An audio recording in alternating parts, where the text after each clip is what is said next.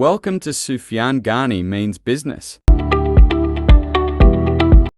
बिस्मिल्लाहिर्रहमानिर्रहीम। Sufiyan Ghani means business के साथ अल्लाह के फजल से फ्राइडे का दिन है और 13 सितंबर 2024 को अपनी वीडियो के साथ माशाल्लाह से हाजिर है। आप ये देख सकते हैं बीएससी सेंसेक्स जो है 82,767 के ऊपर ट्रेड कर रहा है। 195 पॉइंट जो है ये माइनस है। इस टाइम पे 82,774 के ऊपर अब ये ट्रेडिंग हो रही है।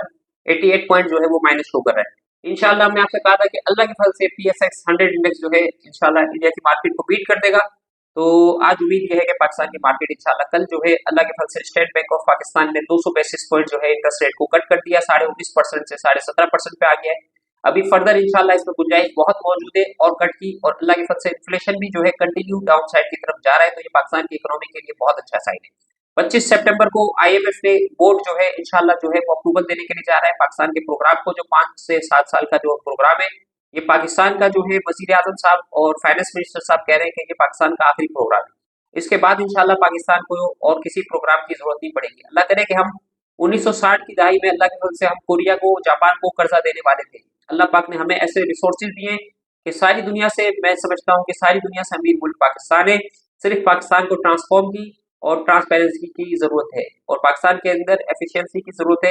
काबिल लोगों को ऊपर लाने की जरूरत है, और जो इनएफिशिएंट लोग हैं, काबिल लोग नहीं है, उनको जो है वो पीछे करने की जरूरत है। इस तरीके से पाकिस्तान आगे की तरफ जा सकता है।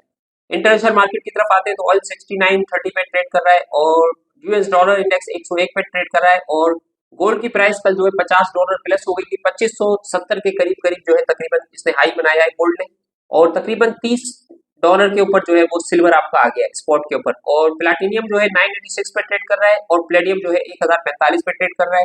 तो फोकस करना चाहिए जो है पाकिस्तान के सबसे ज्यादा ग्रोथ ओरिएंटेड सेक्टर के ऊपर, टेक्सटाइल सेक्टर को फोकस करना चाहिए। इसके साथ जो है आर्टिफिशियल इंटेलिजेंस, टेक्नोलॉजी सेक्टर को फोकस करना चाहिए। नेटसोल का आउटस्टैंडिंग रिजल्ट आया माशाल्लाह से। WTL की जो है वो ग्लोबल टेक के साथ जो है कोलैबोरेशन के साथ उन्होंने कहा था कि हम DTH के अंदर काम करेंगे। तो गवर्नमेंट को जो है 5G की तरफ, और इंडिया माशाल्लाह 6G के अंदर जो है जा रहा है। और मुकेश अंबानी $10 बिलियन जो है वो इन्वेस्ट करने के लिए जा रहे हैं AI के अंदर। तो पाकिस्तान के अंदर जो है अभी सेमीकंडक्टर के अंदर और दूसरी चीजों के अंदर, टेक्नोलॉजी के अंदर जो है वो आने की पाकिस्तान को जरूरत है। और पाकिस्तान के अंदर फूड सेक्टर हो गया, आपका टेक्सटाइल सेक्टर हो गया, आपका IT सेक्टर हो गया, इन सेक्टर्स के अंदर EV सेक्टर हो गया, आपका बैटरी सेक्टर हो गया, इसके अंदर बहुत ज्यादा सोलर सिस्टम हो गया, आपका विंड हो गया, बहुत ज्यादा इसके अंदर गुंजाइश मौजूद है। ठीक है ना।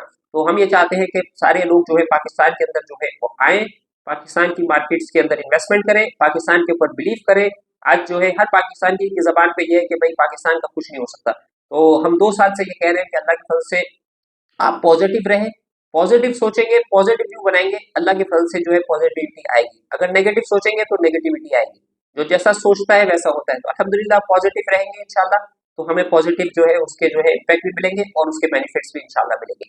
तो बस यही ख्वाहिश है कि पाकिस्तान के अंदर जो है वो इन्वेस्टमेंट आए, पाकिस्तान के अंदर कंपनीज आए, सारी दुनिया के फंड्स, जिस तरह अमेरिकन मार्केट और जिस तरीके से जो है जैपनीज मार्केट और जिस तरीके से जो है कोरियन मार्केट और जिस तरीके से इंडिया की मार्केट जो है माशाल्लाह ग्रोथ की तरफ जा रही है, तो पाकिस्तानियों को इस तरफ आना चाहिए।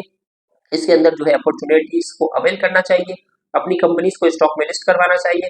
तो सुफियान गनी मीन्स बिजनेस के साथ इतना ही। अपना ख्याल रखें, दुआ में याद रखें और हमारे साथ जुड़े। अस्सलाम वालेकुम व रहमतुल्लाहि व बरकातहू।